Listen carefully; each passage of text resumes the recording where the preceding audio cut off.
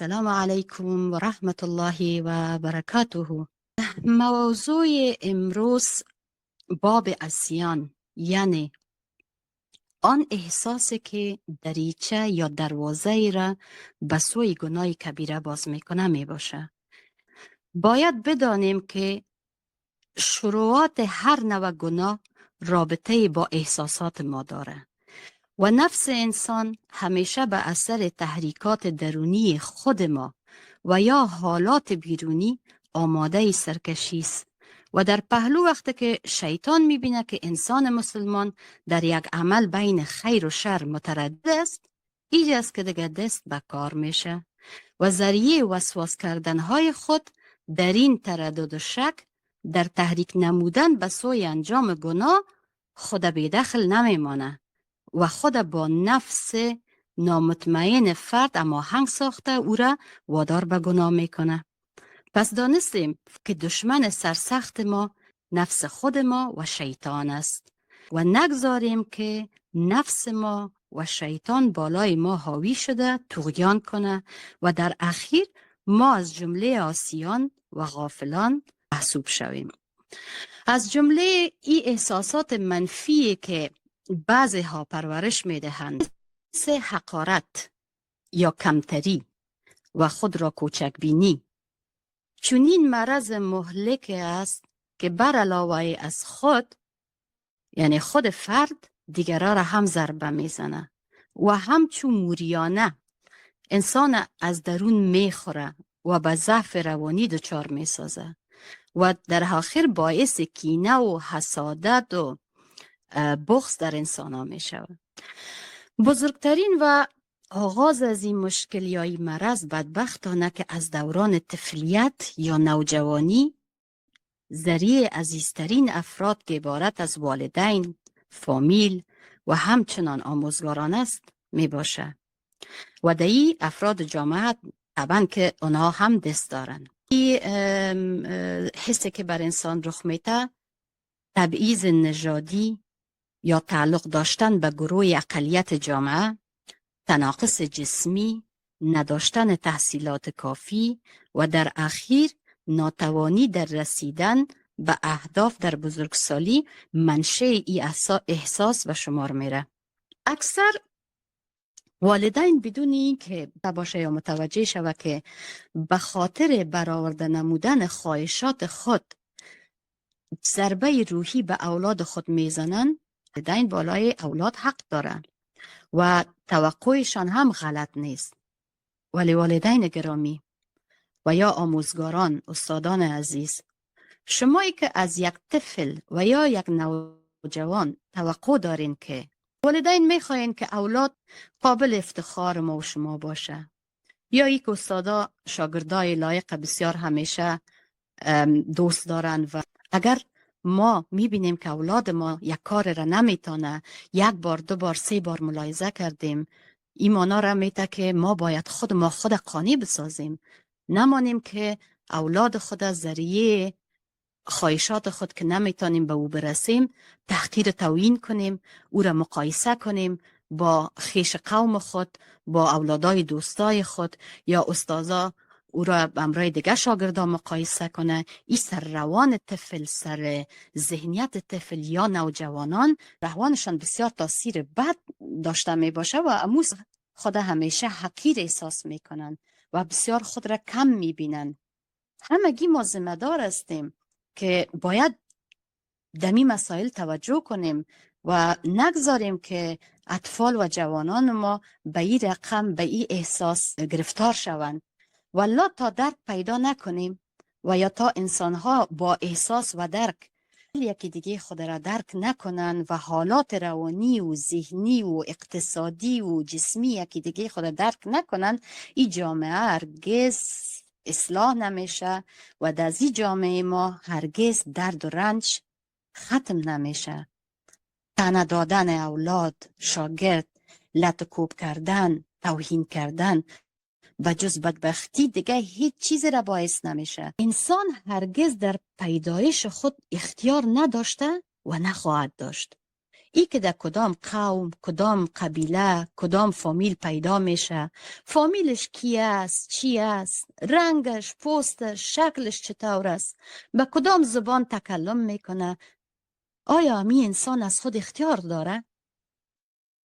خوب میفهمیم که انسان اختیار در هیچ چیز خود نداره، در هیچ چیز زندگی خود، امو پیسه دارترین هم که باشه، امو با قدرت ترین هم که باشه، اولادش از دنیا میره چی کرده؟ میتونه اولاد خود پس بیاره؟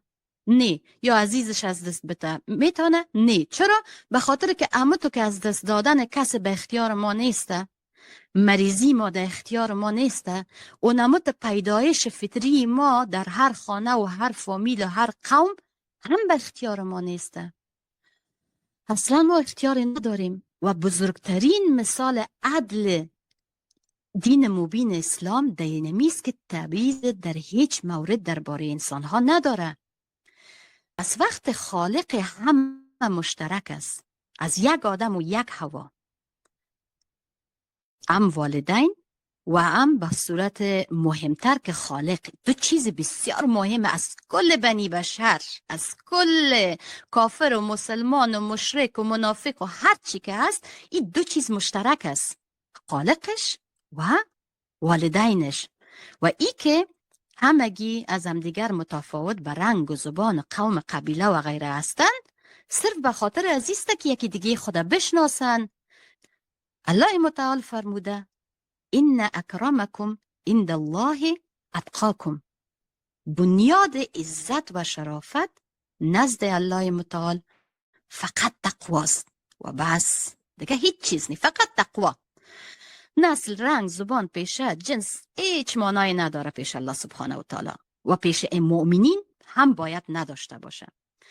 الکسب حبیب الله، کسی که رزق روزی حلال کمایی میکنه و کسب داره، او را الله سبحانه و تعالی دوست داره. آهنگر باشه، نانوا باشه، جوالی باشه، اگر تقوا و اخلاق داشت، به خدا که 100 برابر بهتر از او تحصیل کرده هایی که اخلاق اجتماعی صفر است و تقوا نداشته یا نداره، از او که به مراتب پیشتر است. غیر از پیشه غیر اخلاقی، هر کار که کسی میکنه و رزق حلال به دست میاره بلقدر است. و این گپه کسی میفهمه که مومن واقعی باشه. پس ما نمیتونیم و اجازه نداریم که از خاطر ازی که از یک فامیل بسیار مثلا از یک فامیل بسیار پیسدار یا از یک فامیل بسیار مشهور و معروف یا از فامیل تحصیل کرده و غیره باشیم، ما دیگه کسایی را که در سطح پایین تر قرار دارن به اصطلاح از اونا را مورد تحقیر، توهین و یا تمسخر قرار بدیم. این یک ظلم بسیار بزرگ است. امی علامه اقبال لاهوری یک شعر بسیار جالب داره: کل مؤمن اخوت اندر دلش، حریت سرمایه آب و گلش، ناشکیب امتیازات آمده، در نهاد او مساوات آمده. تمام مؤمنین اخوه هستند، خواهر برادر هستند و در احساس دارند که همگی ما خواهر و برادر هستیم و همگی آزاد هستند. حریت یعنی دمو سرشتش، دمو سرمایه آب گل از او که هسته، امیست که آزاد هسته. آزاد از چی نگاه؟ که کس بند و قید دیگه کس نیست که غلام کس دیگه باشه یا پایانتر از کس دیگه باشه. ناشکیب امتیازات آمده. یک مومن در شنیدن امتیازات که کسی خود سر از او بالا بزنه یا پایان او را تحقیر کنه بسیار بی صبر میشه. چرا؟ که در نهاد او مساوات آمده. چون در نهاد میدانه که در نهاد از او مساوات است. همه انسان ها همگی یک قدر قیمت دارن، از یک گل و خاک آفریده شده، یک الله واحد اونا را خلق کرده و از یک پدر و مادر به دنیا آمده. این باید بفهمیم که تا دلها علاج از این تفرقه و احساس منفی نشه، هر نوع نظامی که در دنیا به خاطر من تبعیض ایجاد شوه حالات تغییر نمیکنه. تا وقت تغییر نمیکنه که مفکوره هر مؤمن و مسلمان و بعد هر انسان تغییر نکنه. پس این را بدانیم که هرگاه دانستی که دنیا و خواهشات مربوط به دنیا که ارزشش به اندازه سر سوزنم نیست و هیچ کدام فایده داشتن این دنیا و مادیات دنیا نداره و ای که الله همه را نظر به تقوایش عزت و اکرام میکنه و ای که بدانی که الله متعال شاکرین و صابرین را دوست داره، مشکلت حل میشه. از این مشکل خود نجات میدی.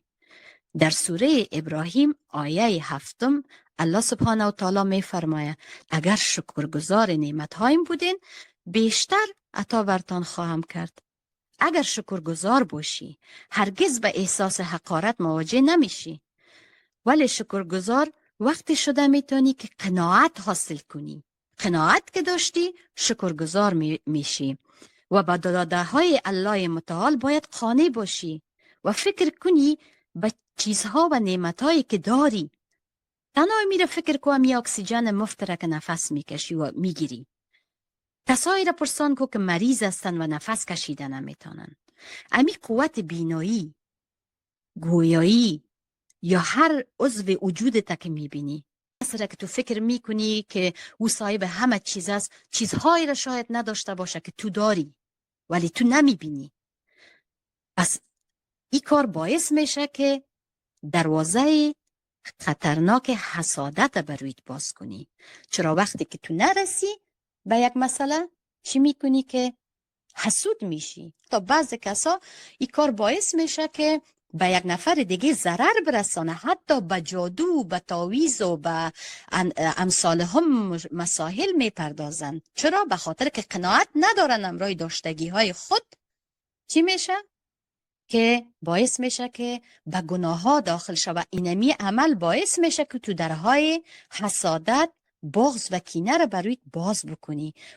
والله بالله ایره باور کنین، اگر شما به اولاد دشمن سرتانم کس، حتی به اولاد از او شما خیرخواه باشین، بر خود از او شخص خیرخواه باشین، نیتتان خیر بگردانین و همیشه خوبی رو بر دیگران بخواین، دعا کنین، امی کلی کارایتان باعث خیر برکت در زندگیتان میشه و باور کنین که هر آرزویی که داشته باشین به خاطر امی بزرگ کردن دلتان الله سبحانه و تعالی شما را به آرزوهایتان میرسانه. عزت نفس مهمترین گوهر است که الله متعال تنها به انسان که اشرف مخلوقات است عطا کرده. افرادی که این گوهر را دارن با پیروی و عمل کرد به هدایات دینی و کلام الهی در برابر هیچ ذلت تسلیم نمیشه. و عزت نفس حالتی است که انسان را از شکست و مغلوب شدن نجات میده. و معنی عزت نفس در اسلام عزت در بندگی الله سبحانه و تعالی و رهایی از قید و اسارت شهوت و دنیاگرایی است. سبحان الله. هرگاه این را دانستی هرگز حقارت احساس نمی کنی. بدون شک عمل کرد به شریعت الهی انسان از هر نوع احساسات ناگوار آزاد می سازه و نمیگذاره که در گناه ها، یأس، حس حقارت و خیلی مسائل منفی دیگر در انسان پدیدار شود. عزیزان، با احساس حقارت پیش نمی روین. از آنچه که دارین بهترین ها را پرورانین. شما عاری از خوبی و صفت نیستین. قوی باشین، توکل کنین و دعا کنین و همین است راز موفقیت. سبحان ربك رب العزة عما يصفون والسلام على المرسلين والحمد لله رب العالمين.